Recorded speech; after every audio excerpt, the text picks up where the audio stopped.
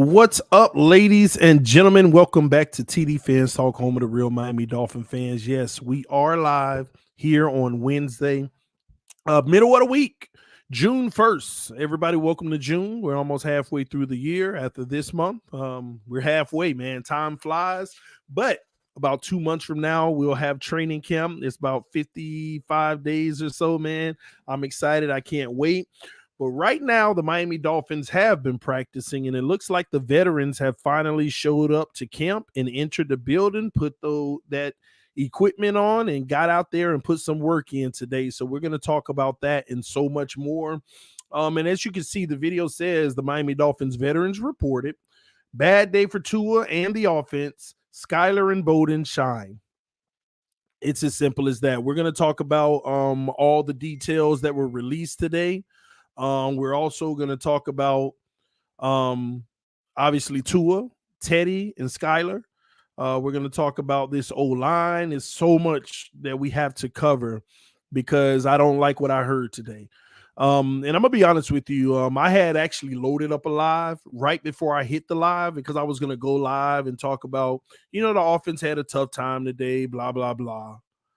And then all of a sudden, right when I was about to go live, like 30 minutes ago, more information started coming out, and I'm like, oh, this was worse than I thought. And then just to make sure, made 2 phone calls, got a reply on one, and had a conversation about what actually happened from real eyes. And I'm not happy. I'm definitely not happy about what was told to me that happened out there on the field today from an offensive perspective. So we'll talk about that and more. Excuse me, give you all the details of what I'm hearing, and we'll go from there, okay? The truth of the matter is this is June, ladies and gentlemen. Once again, this is early in camp. I know a lot of people aren't going to make much of it, including myself. I'm not going to make too much of it, but at the end of the day, it's still data. It's still work being put out there, and you want to hear, a lot of positives from the offense. That's what we all as Dolphins fans want to hear, a lot of positives from offense. Now, don't get me wrong. I already see the narrative out there.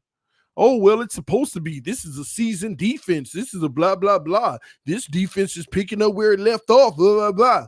I'm sorry, ladies and gentlemen, but Byron Jones did not participate today. Xavier Howard did not participate in team drills, only individuals. Emmanuel Ogbah did not participate in team drills at all today. Melvin Ingram didn't participate in team drills also. So you had both corners. You had both corners out.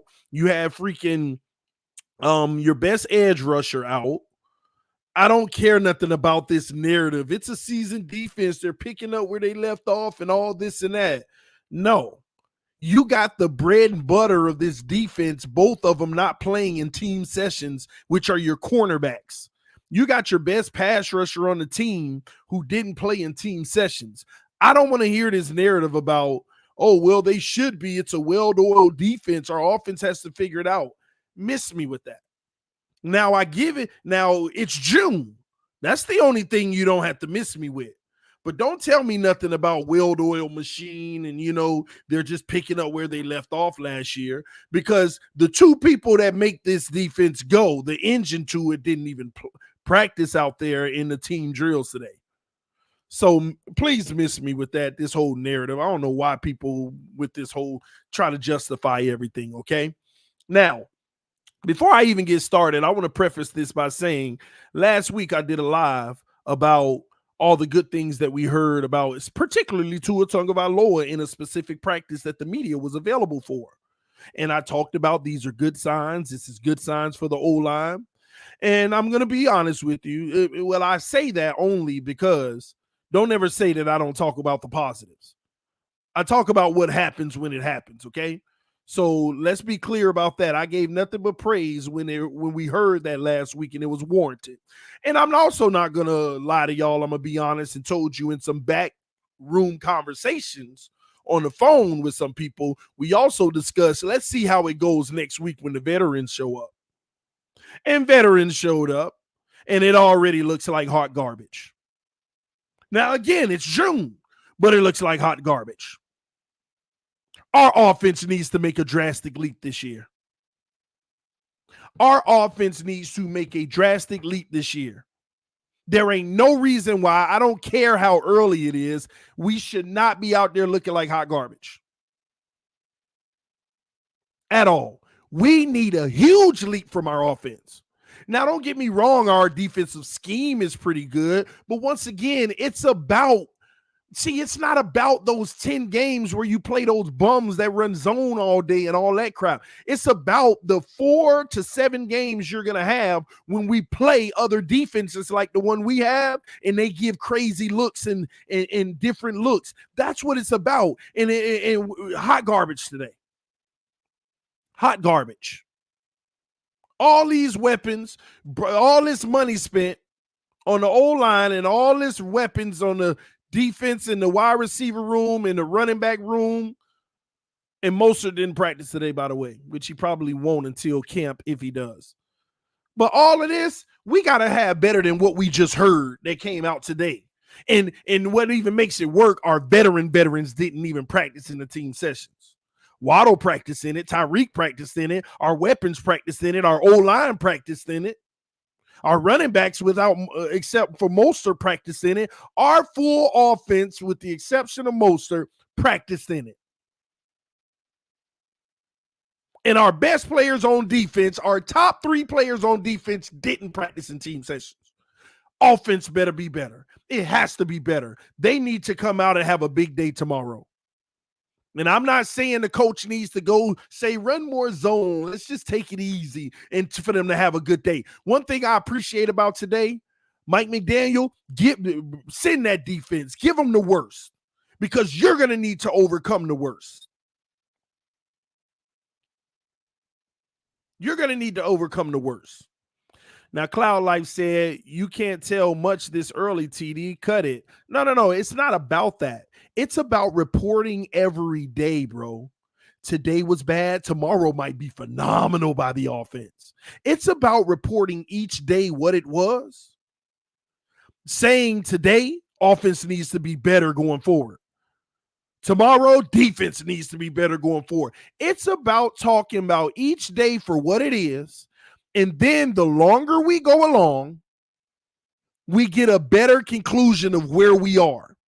Because if we have 10 days of this straight, I don't want to hear it's still June, bro. No, we have a pattern of not being able to get nothing right on offense. That's why we do this every day, ladies and gentlemen. So for all those people that's going to come in the comment section, bro, we're talking about June. Do me a favor, leave. Bye. Because that ain't what we're doing here. We're taking one day at a time. We know it's June. We know that today doesn't make the conclusion of what we're going into the season with. But this is a bad start. This is a bad start for when the whole team comes together. I'm going to be honest. I expected us to do some things the last few weeks in the OTAs. But I even told people we'll get a better gauge when the veterans come back. And then we'll get an even more better gauge when the pads come on. And let me tell you what's frustrating about it. Usually it's worse when the pads come on, ladies and gentlemen. Right now, you get to run free. You're not as physical. You're not bumping. You're just playing with your shorts on out there. It usually gets worse. So this time of year, you want to hear all positive and then say, well, it's early. Let's see when the pads come on. But hearing bad and the pads ain't even on? No, if that don't concern you, just keep on living in that delusion. Anyway, let me stop right there and let's go ahead and talk about some of the things that were reported today, okay? What some of the writers put out there, okay? Let's go ahead and I'm gonna be honest, man. This is why this is what makes me want to go to camp. And I don't think I will be able to this year, but somehow I got to figure out a way to get it done. I got to figure out somehow to get to camp this year. I don't know how I will, but I got to somehow, because when the information first started coming out today, it was just water under the bridge. It's June, it wasn't the best day. The defense obviously won, but nobody wanted to talk details. Every single person putting out this nonchalant. But thank you to the 2 people probably that actually went and wrote their full articles and told you the real deal of what happened today. Thank you to those few people. And they aren't the normal people that usually write all the time. So I'm glad that we at least got that. I'm so glad that we got some honesty. All right. All right. So I'm going to read some of the tweets from the day. And then I'm going to read from the tweets from the day, and then we're going to go with an article. And that's where we'll start. Okay. Shout out to the homie Charles Edwards, as always, hooking his boy up. Charles Edwards Fisher always hooking his boy up with the latest. I appreciate you, man, because I like to go off of the stuff you send me. And salute to Albert Wilson, by the way, as well. He did sign with the Vikings on a 1-year deal. We'll see how that goes with him in Minnesota. Good luck to him, except when we play him, hopefully. All right, so the first thing that came out today, everybody wanted to just get all smiley faced and stuff like that. When Xavier Howard said Tua, he's bombing it. Oh, everybody's singing Tua's praises. Xavier Howard said he's bombing it. I don't know what bombing it means. If I'm to insinuate he's throwing the ball far, I don't know. What does bombing it means? And then I went and listened to the interview. Oh, yeah, Tua, he out there, he bombing it, and, basically the sky is the limit for him. And, he's learning and he's still growing. And, Tua got room in there. And basically what that meant was the kid is still learning, he's still growing, and he's out there right now bombing it, and we'll see how it goes. But they took what he said and were like, oh, X said Tua's bombing it. Like, okay, so he says he's bombing it on his first day back. Because, by the way, X ain't even been in the building, ladies and gentlemen. He didn't even know what the orange jersey was. He found out today, oh, everybody's fighting for the orange jersey. X ain't even been in the building. So for him to say Tua's bombing it is window dressing, supporting his quarterback. It's as simple as that. You know why? Because when we read what happened with Tua today, where was the bombing it at? Obviously, he's being positive about his quarterback. But I will say this. Thank you, Xavier Howard. Even if you don't truly deep down mean it or feel like Tua's doing anything, thank you for at least having his back by at least saying he's bombing it, which I still don't know what that means, but it is what it is. But but finally, at least say something decent. All right, so also, it was reported today that Dolphins defensive end Jalen Phillips with a sack and fumble recovery at OTAs on Wednesday. So Jalen Phillips had a sack and a fumble recovery. Good job by the young man. I want him to be the star this year. Show us you are the future so that if we got to move on from Ogba in 2 years, we feel good about it and we bring his replacement in. Y'all know my rules. I'm about building a dynasty, not falling in love with players. So Jalen Phillips, we need you to have a breakout year so that and continue to be great so that 2 years from now we can feel good about moving on from Ogba and bring another young stud in. That's how I am. So I'm glad to hear that, but shame on the O-line. That's a loss. You're giving up sacks. Cornerback Noah Igbenogany had a sack. You're giving up sacks to the corner. Noah coming off the edge, obviously, and a pass breakup on a deep pass from Tua to Jalen Waddle to end practice. So obviously Tua's still underthrowing because there's another article that said Waddle had a step on Noah, but Noah ended up catching up at the end of the route and batting it out. So obviously the pass wouldn't lay it out enough to where Noah couldn't catch up. See, and these are the problems that I have. If Waddle's beating Noah on a deep go route and Noah can catch up and bat it down, we need to put that ball with them dimes that we were talking about. But shout out to Noah Igbenogany. We're getting a whole lot of praise about him right now. But I was told today, let's hold off, let's wait and see how it goes in real training camp. But right now he looks like he's definitely done turned the corner. But let's wait the training camp and see what this means. So, but early on, shout out to Noah. He's been making plays in practice. And that's what we need. But, I mean, at this point, we've seen so much bad. It's going to take a lot more than this for us to feel real great about it. But this is a start. This is a good starting point. This is what we need to hear and want to hear. And hopefully we hear this consistently. Time will tell. Christian Wilkins also had a sack, while Andrew Van Ginkel brought constant pressure. Constant pressure by Van Ginkel. Christian Wilkins with a sack. Where's this O-line we paid? Austin Jackson was out there today and playing. Our new shiny left guard was out there today and playing. Hunt was out there. Eichenberg and Jackson over there fighting for the right tackle spot. Dieter out there sharing reps.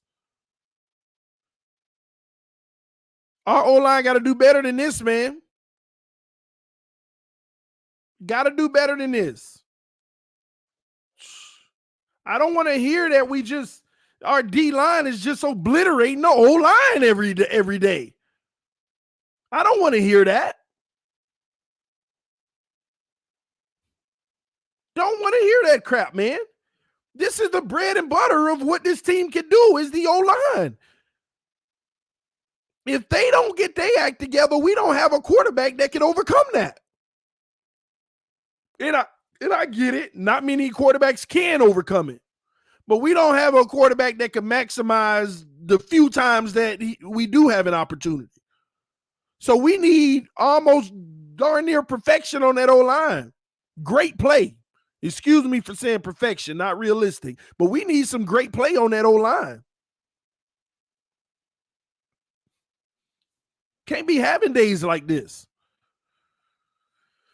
Oh, it's frustrating, man, because we know how important we're going to need that O-line. Because we need Tua in a perfect situation for him to hopefully have grown. And we'll get on him last. We're going to talk about Tua in a moment.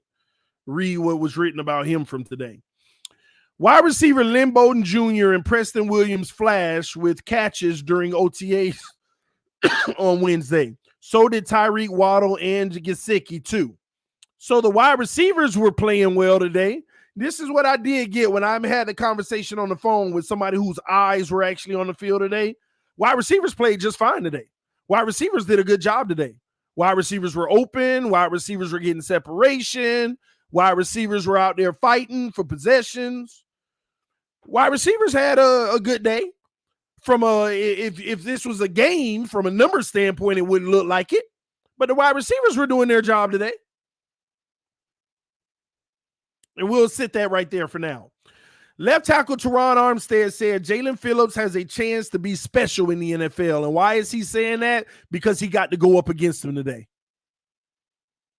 Because that's his side. Left tackle, that's where Jalen Phillips is rushing from. And basically, he's probably giving the kids pointers on how to potentially beat him so that he could beat any left tackle in the league, because Armstead is as good as it gets. I love that. That's a real iron sharpen iron situation over there. That's a real iron sharpen iron situation over there. So Jalen, and don't get me wrong, Jalen isn't on Armstead's level, but if he can hold his own and make it tough for Armstead, we got our guy. I already know we got our guy. At least I believe we do. We, time will tell. It was just 1 year last year, but so far he's doing very well in my eyes. So let's see if he continues to play very well and make some plays. But I'm gonna say this too. That's why I want to go to camp. Don't tell me Armstead out there getting beat either. Don't tell me that either. I don't know who Jalen Phillips got the sack on. You never know who rep that was at left tackle at the time. I don't know. But I will say this. Don't tell me Armstead out there getting beat. We can't have the slowdown version of Armstead. We need the best that he has ever given, as he always has.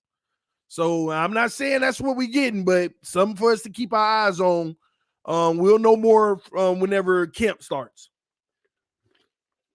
We'll know more when camp starts. All right.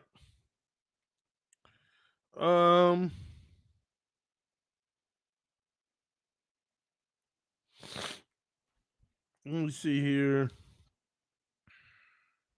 Oh, cornerback Xavier Howard on having wide receiver Tyreek Hill on his team now. Man, I'm glad I don't have to see him on game days. We're going to get each other better, and that's what it's all about. I agree. Simple conversation there. Dolphins coach Mike McDaniel said, when Austin Jackson is playing right tackle, I've been very pleased. We're asking people to do hard things at an elite level.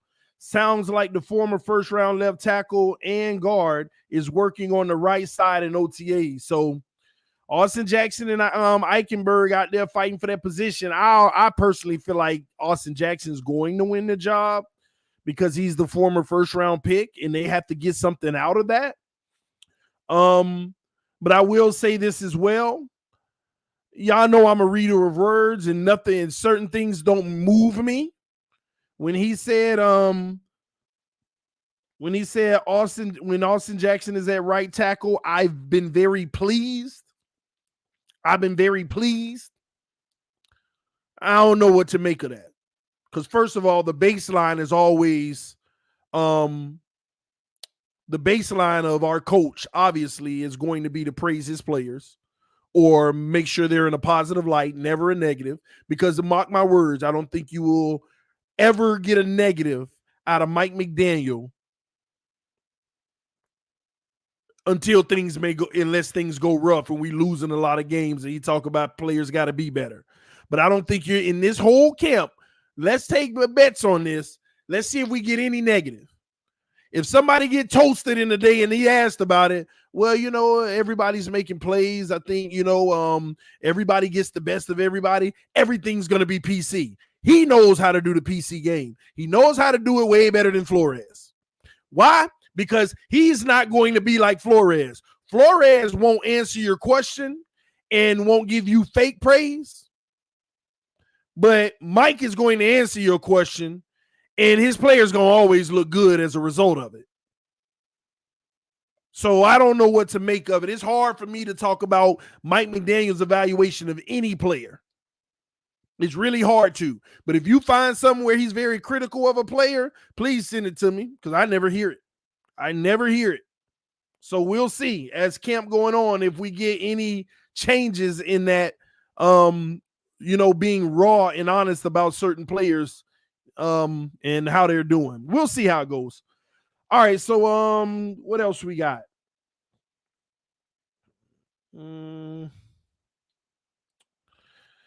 Here we go. We got another. Skylar had a dominant red zone period, came off a block and stopped a run in its tracks, then rejected a pass at the line a few plays later. The defense had a lot of batted balls at the line. Remember, no D-line had more than Austin Clark's group in 2021, and that is true. This D-line, man, they putting their hands up, they getting at it. But again, man, that concerns me about this O-line.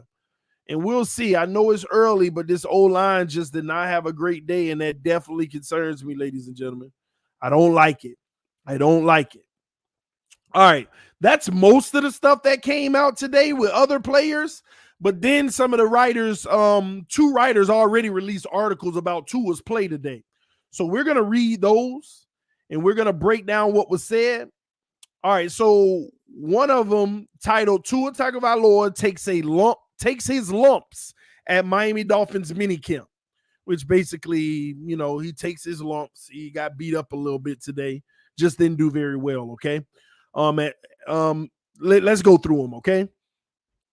Facing constant pressure in the non-padded session. Once again, how our quarterback handles pressure. The O-line didn't play well, but how we handle pressure today just wasn't good. Tagovailoa completed 7 of 12 passes for 82 yards. He didn't throw a touchdown or an interception, which is good. He didn't turn the ball over with pressure. Yet he had 6 plays blown up by sacks. 6 sacks. 6 sacks, y'all. And even some of the completions he had weren't particularly impressive. So even when he completed 7 of those 12 passes, some of those 7 completions weren't pretty plays by him. All right, on Wednesday, Tua was very late on a rollout sideline pass to Mike Gesicki, who would have likely had a touchdown if Tua had been on time. So there you have it again, one of the 7 passes, a little late. This is what we were talking about last year, y'all. We completed the pass, but it should have been a touchdown, but the throw was late. And this was a rollout. So you fake that handoff, you roll out, you see your guy, let it fly. But we hesitated. We let it fly late. They either made the tackle or got him out of bounds, and they acknowledge it should have been a touchdown if it wasn't late. Then another play later in the red zone, he threw behind Gesicki, leading to a pass breakup by Javon Holland that should have been a touchdown. So again, this time the ball placement throwing behind him allowed Javon Holland to catch up and break it up. Tagovailoa had a fumble snap pitch exchange with a center that team rules prevent us from naming because they can't tell you who's playing what position other than quarterback, obviously, because you already know, right? But they can't tell you who else is playing at what position. Only thing we were able to know today is that Austin Jackson been at right tackle a little bit because Mike McDaniel disclosed that. Otherwise, they wouldn't allow to tell you. That's the only reason some of them told you that today. That same center also had a number of high snaps. So we're getting some bad center exchanges right now. And obviously, Tua's getting some of those reps. And we know Tua is obviously mainly with the first team. So it's more than likely Dieter. I mean, I know who it is. And, never mind. All right, Tua's issues began with his first throw of the day. A low ball across the middle, saved by a diving catch by Lynn Bowden. Bowden, who is in a critical 3rd NFL season, had 2 excellent catches Wednesday. Let me see here. Oh, man, hold on, y'all. I lost the article. Let me go back to it. Give me a second. One moment, y'all.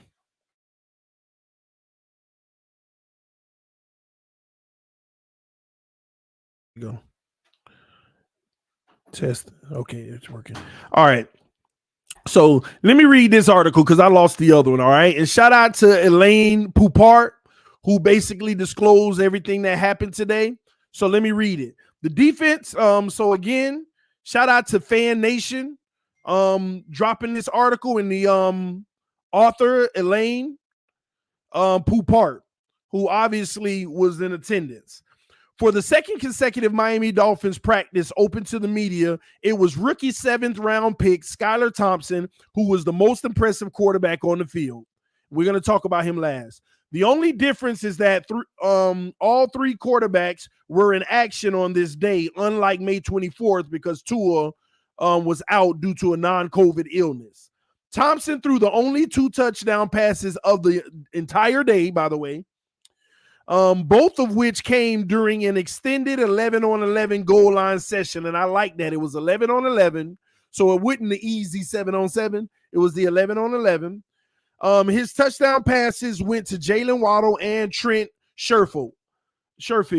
And the throw to Sherfield that he zipped between defenders was particularly impressive.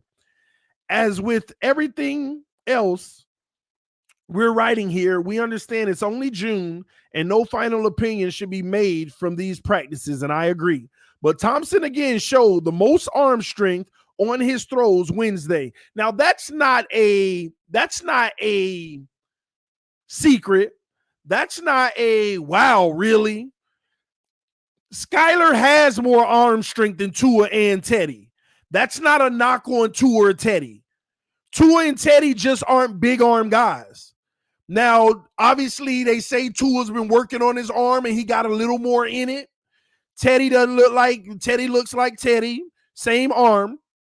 But Skylar just has a stronger arm, period. Skylar can get that ball deeper. Skylar can get that ball more on a rope than both of those guys. It's just because he has the arm strength. That's a talent of his. That's not saying anything negative about the other two guys, but Skylar actually has that in his repertoire that Tua nor Teddy has.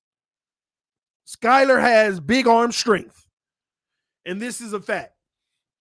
And you need that. That's why a lot of velocity passes from even Tua, he struggles in it because sometimes you got to get it in there. It's like Tua can get a 10-yard dime in there fast and a bullet like nothing. But when you go to 20, 25, 30 yard where you ain't throwing a deep ball, you just trying to fume across the middle, Tua struggles. Because that arm strength required to get that pass in there in the right time. It's very difficult if you don't have the arm strength. That's why every pass you see from Tua that they release on video is going up in the air. They got the camera going up in the air. The guys who got crazy arm strength, the camera don't go up in the air. The camera goes veer over bodies. You see people head at least in the camera as it's showing you where the ball is traveling. So this guy, man, they drafted him for a reason. And let's be honest, a lot of people don't realize this. This kid should have been drafted in like the 3rd round, but injury. He had an injury last year that basically made him fall. And people get mad at me and they joke on me. I say, you never know. This could be the next Russell Wilson. People always rag on me for saying that. You don't know. This kid has intangibles. He got the arm strength. He has the mobility like Josh Allen. Some of y'all may not realize that. He has intangibles.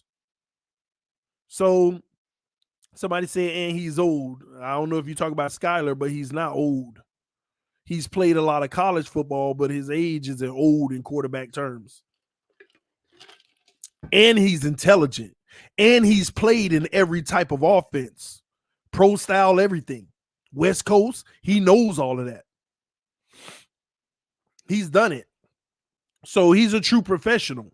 And even if we could develop him into a great backup, he's a guy that I feel like can develop into winning us games if our starter goes out. And you never know what you're going to get if a starter goes out. This kid might come out and ball and make you feel like he can do it. He can be a guy long term. You never know. I'm just saying he's been very impressive in camp.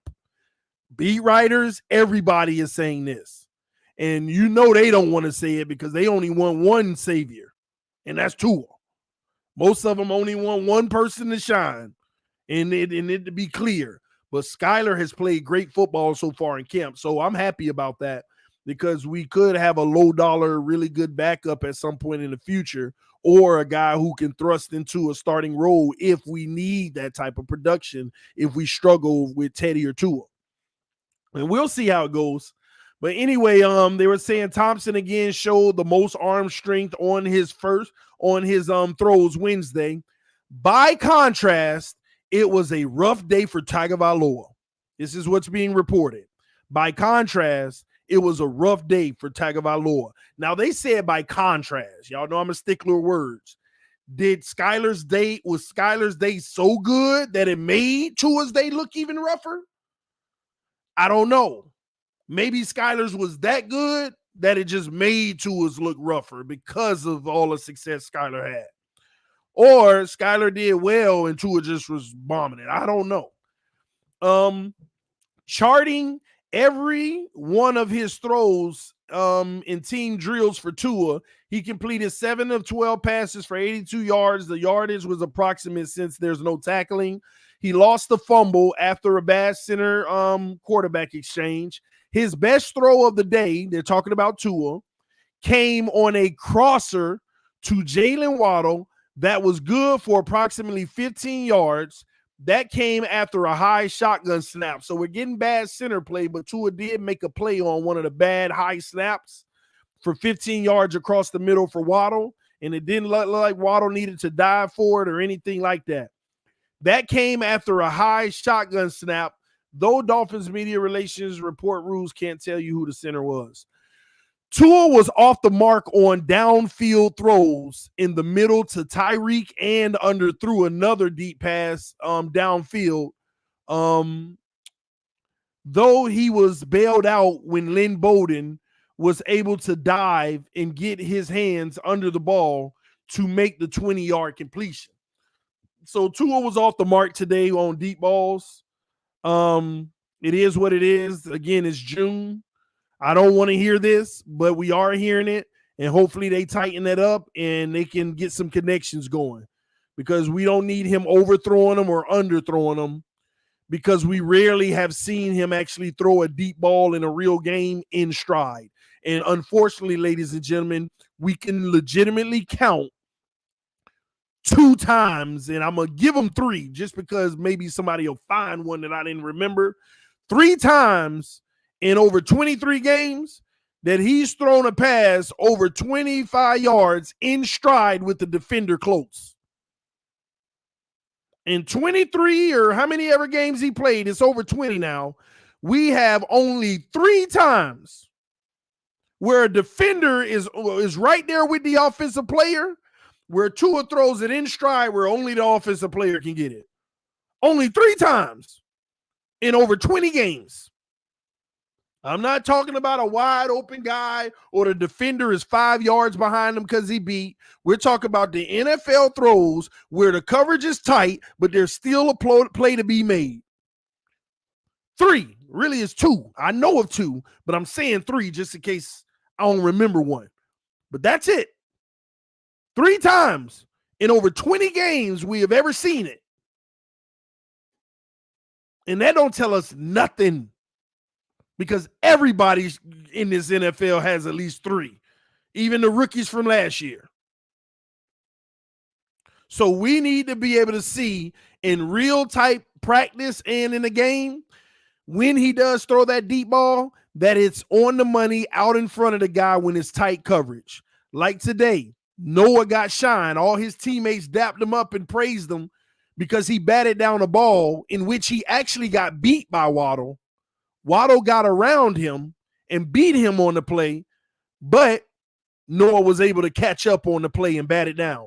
How are you able to catch up on a play that the receiver is winning? Only an underthrown ball. And that's what we don't need. We need that ball, like they say, Tua's throwing a lot on the money. And guess what, ladies and gentlemen? We just found out a few days ago, even all the highlights that they released online, some of those was with no defense. They just running routes and they throwing out there with no defense. So we need to see that part of his game actually take the next step. And if it does, nobody can touch us. If Tua can get that intermediate and then that deep ball going, like just get some momentum and some mojo in it, nobody can touch us. Well, his old line still need to get their act together. But it's going to be hard to touch us. But again, I have no evidence that that's going to change. I don't care how much people say, yeah, you're looking better and this and that. For the last 2 years, we've gotten some level of praise. And then when it's game time, what have we gotten? So miss me with all of that early praise. I'm gonna if you have a good day in practice, I'm gonna praise it. If it's bad, I'm gonna talk about it. And today wasn't one of them good ones. All right, this article ends by saying, again, no conclusion should be drawn from this one practice, but if we're recapping the session, it wasn't a good one for Tua. All right, so we're going to move forward. They also talk about an impressive work by Bowden. The diving catch on Tua's pass came on the first pass of team drills, but it wasn't Bowden's only nice play. He later made another similar diving catch, that time from Thompson.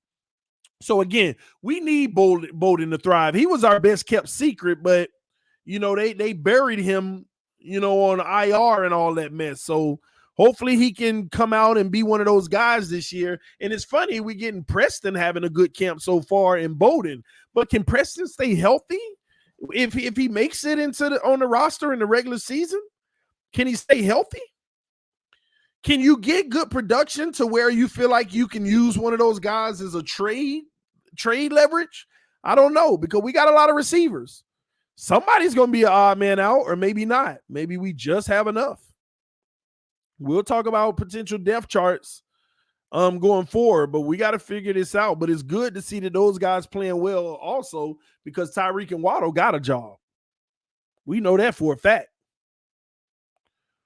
Cedric Wilson, they invested the money. So really, Lynn Bowden and Preston, they got a battle. But if both of them making plays, it'd be interesting to see what Miami decides. Time will tell. All right, defense dominates. The work of Thompson and Bowden aside, the defense clearly won this practice. We counted 4 would-be sacks on the day, 1 each by Raekwon, Brennan Scarlett, Jalen Phillips, and Noah Igbenogany. There also were a couple of passes batted down at the line of scrimmage from John Jenkins, Zach Zeiler, and Darius Hodge. Though Hodge missed the chance for an interception when he failed to corral the ball after he deflected Teddy Bridgewater's pass into the air. So Teddy must have threw a pass. Darius Hodges batted it in the air, but he couldn't finish the interception. And those are the plays, man, we're going to need this year if we want to be great. You want to get those picks. I don't know what's going on with these quarterbacks. Teddy getting batted down, Tua getting batted down a lot today. This is what was told to me directly, that they had a lot of batted down balls. They couldn't get the ball over the line of scrimmage pretty much. The defense was active with their hands, so something's going to have to give. They also talked about Igbenogany shines. Again, understanding that it's only June, Noah had himself another good practice, which makes it 2 good outings in 3 practices open to the media. Along with the would-be sack, Igbenogany had good coverage on a few plays and closed out the practice by breaking up a deep pass from Tua intended to Waddle. The attendance report. One player who was not spotted was Mostert. Raheem Mostert still not spotted. Knee, rehabbing that knee. And I told y'all, we got to see when he's even going to come back to see if he can be on the field. Then cornerback Byron Jones and Teron Armstead and Melvin Ingram, fullback Allen Ingold did not practice. Correct my ignorance earlier. I didn't know that Teron Armstead didn't practice. I thought he did. So he didn't practice. So I'm glad I got to clear that up. Byron Jones, Teron Armstead, Melvin Ingram, and Alec Ingold did not practice. Xavier Howard was in attendance for the first time for an open practice, but did not take part in team drills. So he didn't do the team practice portion. Defensive end Emmanuel Ogbah also didn't work in team drills. Let me see. And that was it. And that was it. That's what you had right there. That was today's recap on training camp, ladies and gentlemen. If you have any questions, put them in the comment section because I will be able to answer any questions about today that you might have. Put it in the comment section right now. If you have any questions, I'm going to answer a few, and we'll go from there.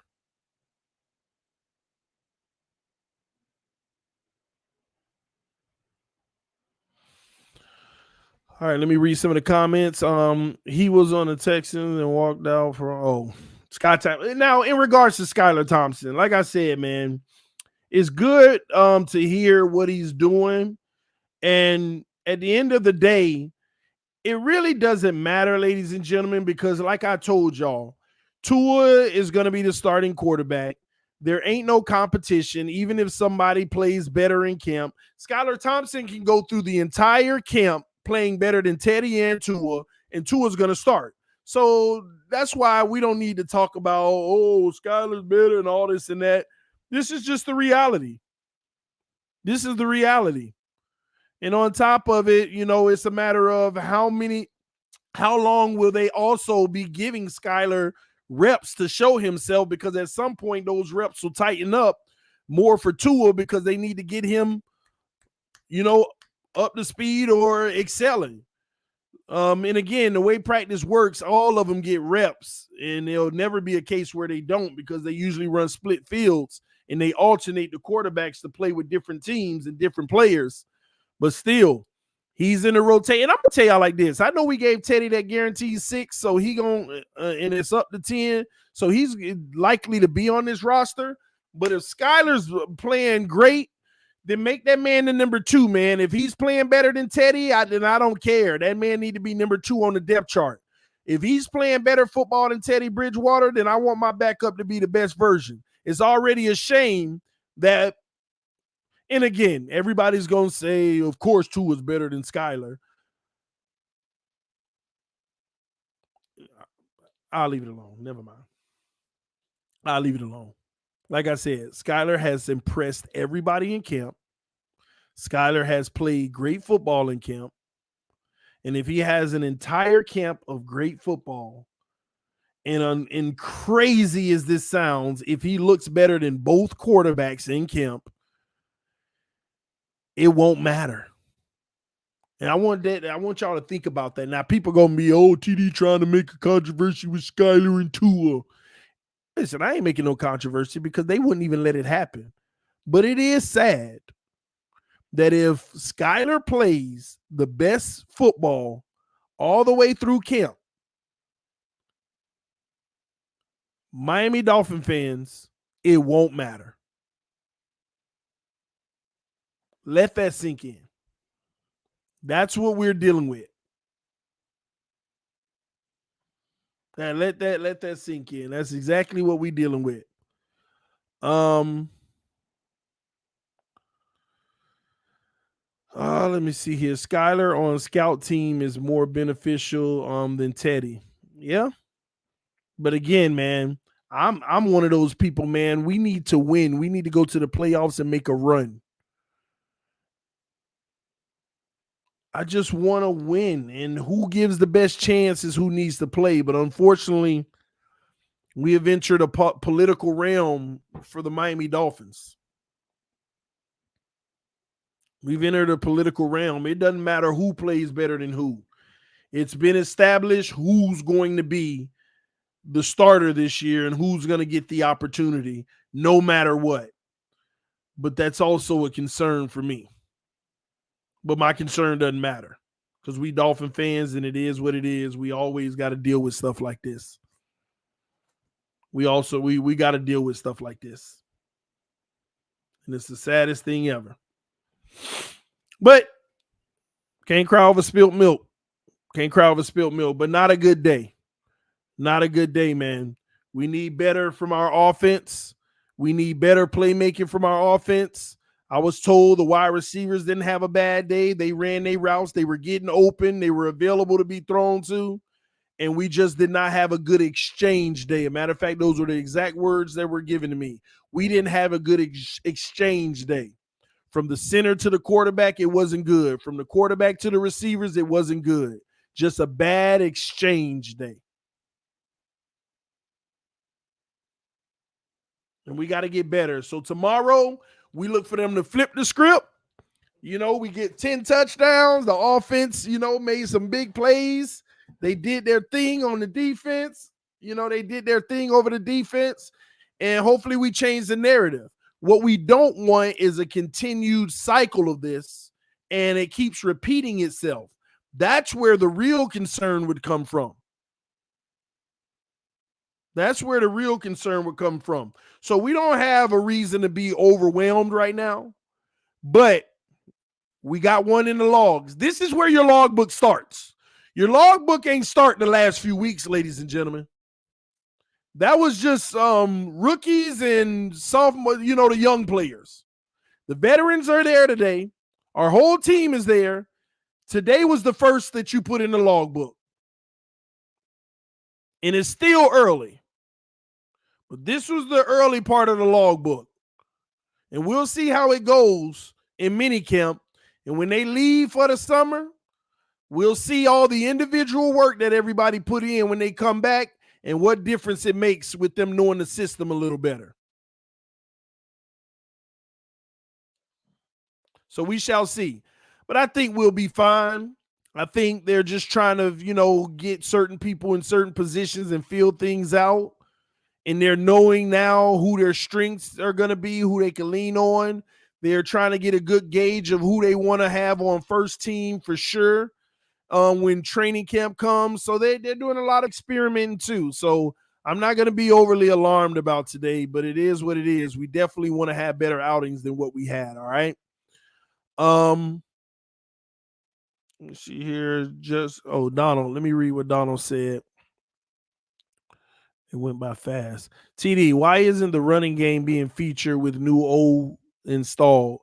Build O-line continuity while taking pressure off the pass game. The positive, good to it is seeing a live defense and not a zone.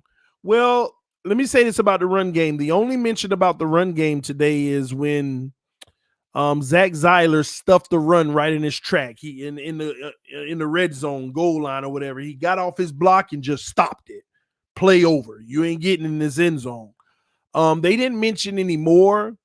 And when they typically don't mention the run game, that means the run game just didn't do anything. It reminds me of camp last year. Last year, every single handoff, nowhere to go. Last year in camp, when I was there for those like 6-7 days, nowhere to go. It was like a rare little 8-yard run that we got that happened like once every 20 plays. And even then, nobody mentioned it. So that's all I could say right now. Maybe just nobody doing anything. Now, remember, they were talking about last week and the week before some decent run plays. But again, all your veterans not there, blah, blah, blah. I'm telling you, when I went to camp last year, every time they handed that ball off, nowhere to go. So we'll see. And remember, last year, Run D wasn't good at first, but Raekwon was a little banged, and then we got a little better. So if our Run D stuffs our run game this year, we still won't know if that's a good thing or not, because we won't know how good our run game got. Or we won't know how good our Run D got. I'm going to tell y'all that now. You probably will go through a whole camp not knowing how good our run game is. You won't know until regular season. Even preseason, you're only going to get like 1 or 2 series. So that ain't going to tell you if a run game is good,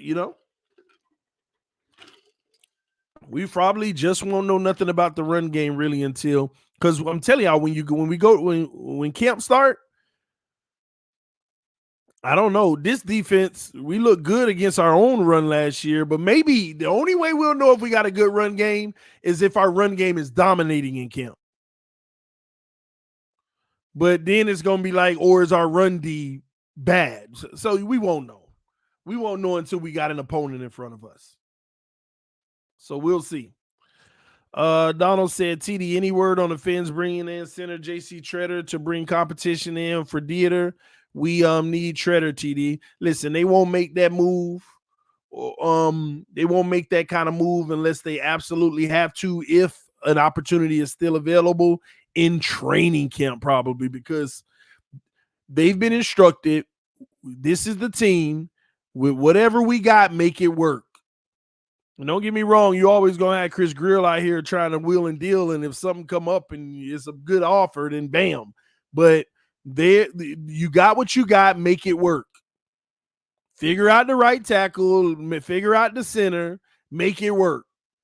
You got more than most teams in the league. You got more than 65% of the teams in the league, and the rest of them are debatable. You may have more than that, but it's debatable.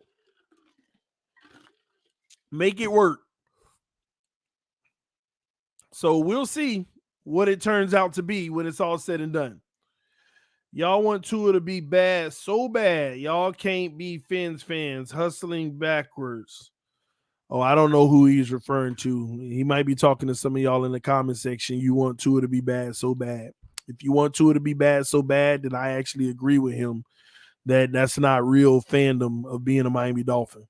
Everybody should hope that he's a great quarterback this year. Now, if you don't believe he's going to be, that's fair too.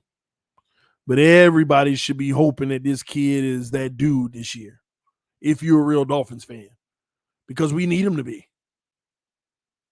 We need him to be. But we'll see. He got to be it. We can't just automatically say he is. And we can't automatically say he's going to be. He got to go be. QB makes things work. That's reality. Yeah. Yep. We want Tua to be bad. Oh, Lord. I heard Watson struggle today. LMAO. I hope so. I hope he struggled the whole season. I hope he a bum. I hope you really heard that. That'll be helpful. That would make us feel better if we got to play him and he's struggling. We know his body of work. It ain't likely, but we hopefully he got a sitting at home hangover and ain't good no more. Oh, I hope so. We'll see. We won a Super Bowl. The Heat just crushed us. The Heat shouldn't have crushed you. You should have knew that wasn't going to happen. You should have knew that wasn't going to happen.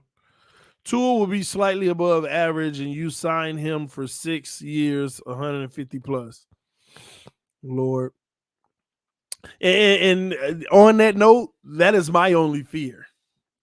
That is my only fear.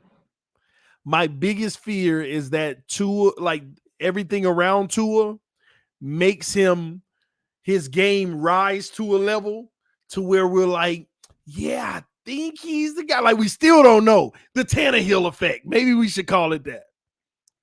Tannehill hadn't showed us he could be a franchise quarterback, but you saw the improvements. So he got his next deal. But Tannehill got his next deal, and we still didn't know. We still didn't know. I don't care what none of y'all say. That is a possibility with Tua. We could go to the playoffs and win in the first round, and Tua can go for 3,600 yards and 25 touchdowns and 15 picks. It wasn't spectacular, but it wasn't trash. He did grow a little. We'll be debating on, did he grow or what around him caused his numbers to go up? That'll be the debate. And we pick up the 5th-year option, and we got this team for at least 2 years, and we duplicate that again and go to the playoffs, lose in the first round or maybe the second round. Who knows? And then you give them the big deal. Then you got to get rid of some of the stuff around them. And then oh, Lord, Tannehill all over. That That's all I'm scared of. That's the only thing I'm scared of, because he's supposed to improve. Tua can be the same quarterback he was last year. And with the talent around him, he should automatically have a 20% bump in his numbers.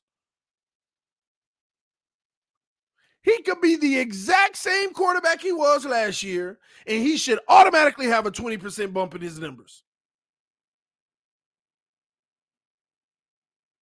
That's the only thing I'm scared of. That's why, if I'm going to be honest with you, I want him to ball out 40% increase in his numbers, or just bomb out so that we know. One or the other. I don't want to get stuck in that middle crap. Oh, that's all I'm scared of. That's all I'm scared of.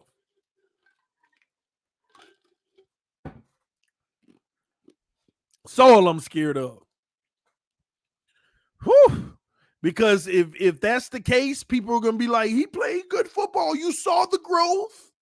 He didn't, turn it over excessively. He put touchdowns up. I mean, what more do you want? We could easily be dealing with that situation. The Jimmy G effect. Got the money and all.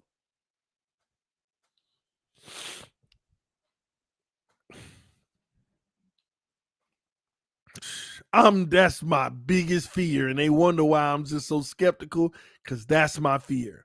Oh my God, I hope you making this up, TD. Fins up, fins up. I need to see some clips of Tua guys, Tua guys, Tua. And should we be worried about X losing a step, saying Tua bombing it all over the field? I thought he had a day. Well, X didn't even practice today to be saying he's bombing it, number one. And number two, he ain't complete nothing past the 20-yard pass that Lynn Bowden had to dive for. So this narrative that Tua's bombing it, Xavier Howard's being a good teammate right now. He's being a good teammate right now. So that's my take on that. And of course, the Tua guys are gonna listen. This is what you're gonna hear from the Tua guys today. People trying to make much of it, but this defense is already, picking up where they left off. This is the same deal. But X and Byron ain't even practice. Emmanuel Ogbah ain't even practice. They just picking up where they left off. This is the same defense. They're gonna be ahead of the offense. You got Tyreek Hill and Jalen Waddle.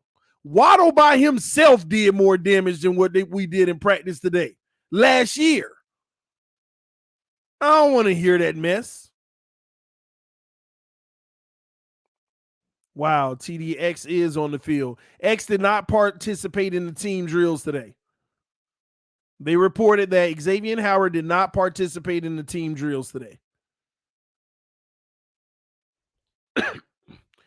So that means he probably was in some individuals. I don't know. Maybe he did some 7-on-7 work, but he did not participate in the team drills today. Him or Teron Armstead did not participate in team drills today. That was disclosed. So, like I said, man, we already know what the narrative gonna be. People freaking out because Tua didn't have the best of days. But they're not talking about the O-line was pretty bad once again. Nobody wants to hear all that mess. There ain't no excuse this year. There will be no excuse this year.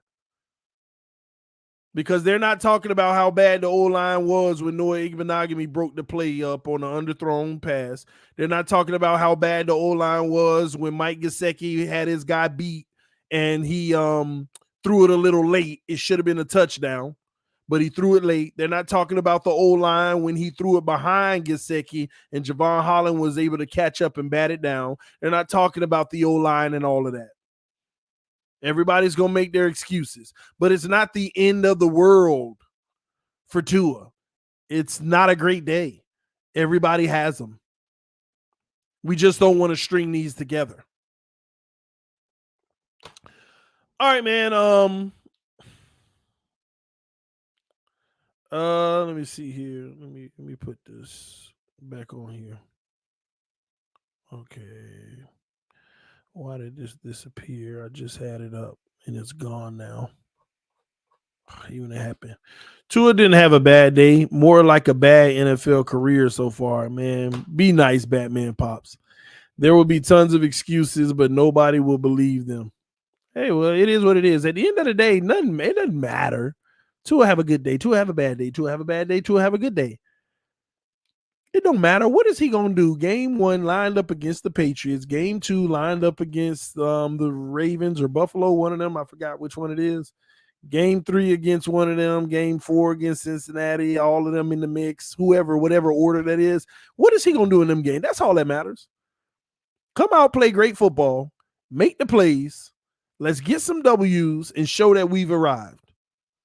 But don't give us no 1-3. No. And I'm gonna be quite honest with y'all. 2-2 is the minimum. And truth be told, we need to come out of our first 4 games 3-1.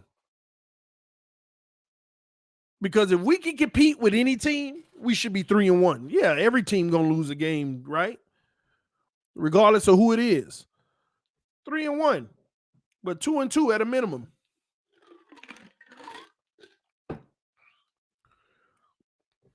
What QB has a good game all the time? None.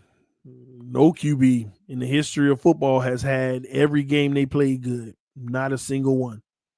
No QB in the history of football has had great practices, every single one. So, your answer to you is none.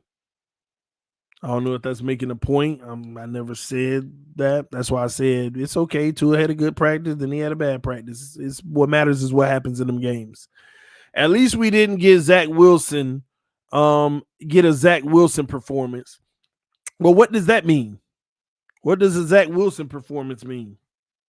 Let me know. Did something come out today where the veteran showed up in minicamp and he was horrible or something? I ain't talking about last week and the week before. I'm talking about in minicamp. I don't know. I'm telling y'all better be worried about them Jets. Everybody keep getting mad at me for saying that. But the Jets, I'm not sleeping on them. I'm not sleeping on them. Would your narrative change if Fins win 1-3 for the first 4 games? Would your narrative change? Narrative change? What? I guess I gotta ask you, Rome, what is my narrative? Because what do you mean would it change? My narrative is always what it is. My narrative is what it is. What's happening? I guess that's the point that I keep trying to make to people, but my haters gonna say otherwise. I don't have a narrative. I'm just telling you what I believe and what's going on. Would your narrative about Tua? He said about Tua. So let me put Tua in there when I read it. Would your narrative about Tua change if Fins win 1-3 of the 1-3 for the first 4 games? I don't know, Rome, because Tua can have 400 yards in every game, throw 3 touchdowns, and the defense could be the worst in the league and give up. We could lose every game 30-28, and Tua balled out. I'm praising Tua. Shame on the defense. What in the heck are y'all doing? Our offense and our quarterback finally balls out. What in the heck are y'all doing? Them losses ain't on Tua if he does that. I'm telling you, I don't have a narrative. What did he do on the field in this game? If we won, what did he do in that win? Was he a major reason why we won, or was he last year, where most of our wins really had much of none to do with him, but the defense led the way? People got to stop thinking that it's a narrative. No, I evaluate it for what it is. Wins and losses aren't a QB stat. Tua was 13-8, and this guy talking about he didn't play well. His great football last year. He was 13-8. That's what somebody said to me the other day. I said, go look up Austin Jackson's record. Am I allowed to do that with him? What if Austin Jackson is 17-9 or 17-10? Austin Jackson is 17-10. How can you say he didn't play great football? What if I did that? Is that fair? He shut up then. He didn't say nothing back then. He didn't say nothing then. I don't know why everybody keep talking about Tua was 18 and 8, or something that was a winning record. You need to stop that mess. Evaluate each player individually and how they perform, not by the end of the game win-loss. Let's not do that. We know good and well in every win, somebody on our team was boo-boo on the field, and in every loss, somebody on our team was great. Somebody. Evaluate these players for who they are and what they're producing on the field.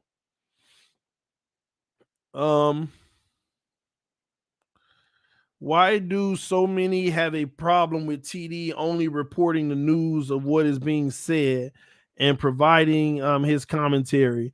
If y'all that butthurt, go to another channel that fits your narrative. Facts. Well, like I said, I don't have a narrative. They just think I do.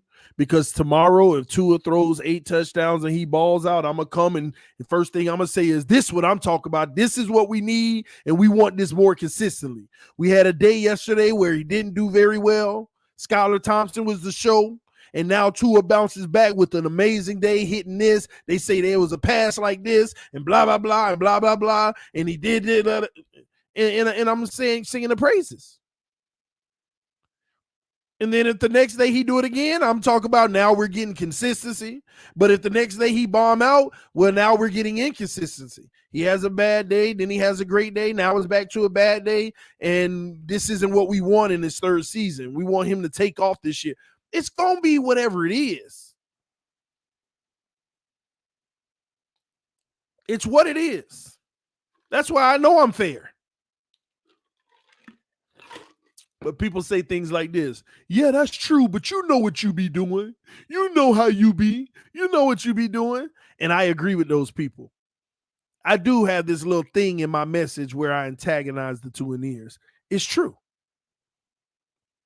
But that's just because I'm even in the playing field because y'all obsess over things that shouldn't be obsessed about. And it's a little fun. Just seeing how biased some people are to one player instead of the team. So yeah, I do antagonize. There's this little thing I do, like rub it in sometimes when it's bad. It's like funny to me. Yeah, I admit that. But it ain't because of Tua. It ain't because of Tua, and it ain't to Tua. It's just to those people. It's just to those people. But I think I've done a good job getting a lot of them off the channel. I think I've done a very good job of making some of those people unsubscribe and leave. And that's been the goal the whole time. I don't want those toxic people over here because if that kid gets traded tomorrow, they ain't going to be Dolphin fans anyway. They leaving.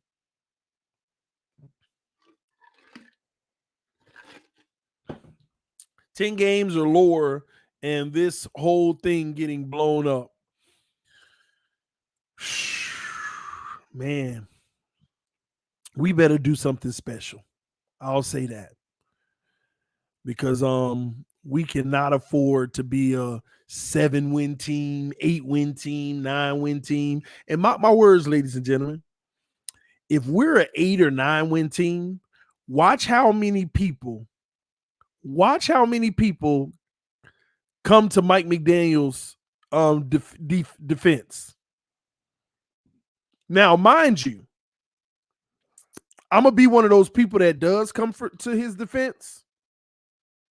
But it's going to be interesting that everybody ain't keeping the same energy, though. If we can win 9 and 10 games with Flores, with the talent we had on them rosters,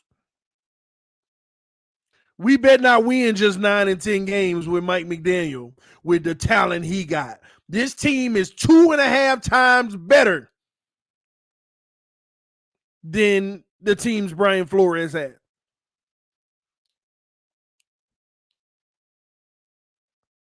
Two and a half times better than the teams Flores had.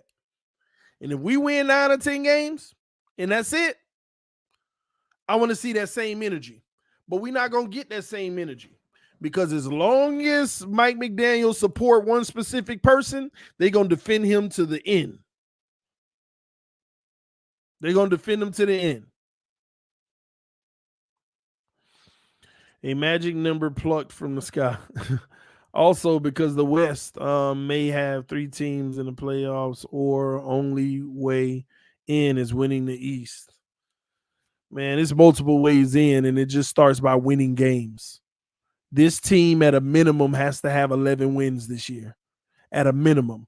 And I'm not saying we can't get in with 10, but miss me with that crap. If we get in with 10, don't tell me this team is any better just because they made it off of a technicality of other teams beating each other up. And in previous years, it wouldn't have been good enough.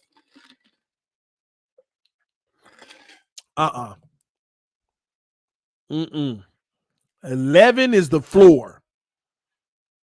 11 is the floor. And it should be 12 being the floor, but I'm going to leave it alone. You mean to tell me the talent we brought in shouldn't make us at least 2 games better?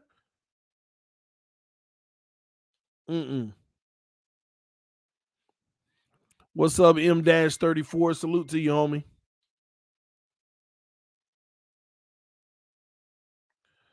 Let me see. Just like Dolphins fans, we can't help being negative. Well, Mark Duper, who's being negative, I guess? Who's being negative? What's the negative about what we're saying? That we have high expectations for the team? That we shouldn't win less than 11 games? Is that being negative?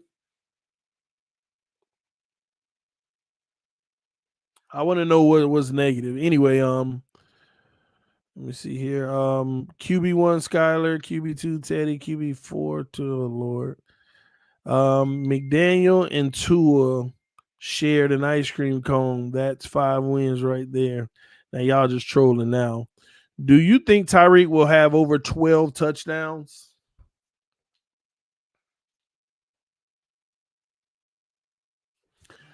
I don't know, but I want to say yes. The reason why is because as long as they're utilizing him and like jet sweeps and all of that type of stuff, he can score off of some of those. And I also, let me tell y'all something I found out yesterday, and I'm not going to go too deep into detail because I don't want to, I ain't got to go into detail. Tyreek put on weight. Tyreek has bulked up his size. And obviously, I believe they want to use him in that Debo role. So I think the offense will revolve around Tyreek all over the field and let Waddle, like both of those guys, just be running crazy. We'll see. I think I got some more stuff that came out. Trent Sherfield made a couple of tough catches too. 1 for 6 in red zone between a handful of defenders. Then another sprinted across the field and laying out for a tough contested catch. There have been some good pockets all throughout the offseason program. Noted, oh my gosh, oh my gosh, don't tell me this, Travis Wingfield. Please don't tell me this. He said there has been some good pockets throughout the offseason program. Noted Austin Jackson showing active feet and a strong punch. I thought he and Eichenberg had really nice days on the line today. Eichenberg creates a nice running lane every practice I've been at. Waddle and Hill speed shows up more than just in their long speed. They both used it to create separation and red zone work. Both caught TDs down there. And that's the red zone work. I don't know if it was a 7-on-7 though. The reason why I was like, don't tell me that is because there has been some good pockets throughout off-season programs. And I was getting on the O-line earlier because of the sacks. But outside of the sacks, if they're protecting and they're making plays, man, then we just got to have a better exchange between the quarterback and the wide receivers. Man, see, now I'm getting antsy, man, because now I'm sitting here in my mind like I got to figure out a way to just go to camp this year. I mean, I'm gonna be honest, I can go to camp this year. That's not an issue. It's just taking the risk, knowing that my wife will be further along in her pregnancy, so it's just being away from her. Unless I just bring the whole family down, I don't know. We'll see, because I can't miss this year. It's gonna be. I'm not gonna be very happy if I miss this camp. This is the camp I'm supposed to be at. This is the camp I'm supposed to be at. I thought last year was the camp I was supposed to be at, but this is the one I'm supposed to be at, man. So we'll see, man. Calculated TD, we need you, brother. Anyway, man, I'm about to get up out of here. We done went long enough. Salute to everybody who watched, the 400 people that was in here with me. Thank y'all so much. Hit the like button on your way out. I will be coming back to y'all later. And tonight we got the AFC East roundtable. Hopefully nothing happens this time, but it should be tonight at let me give y'all the exact time. I think I have it. Give me a second. 9:30. 9:30.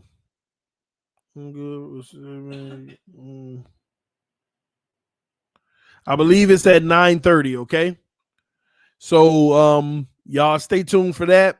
We're gonna talk to those guys, hear about their teams and everything, and see what's going on, man, because a lot has happened since. Love y'all, appreciate y'all. Fins up no matter what. Thank y'all for tuning in to TD FINSTALK, home of the real Miami Dolphin fans. I will see y'all soon. Peace. I am out.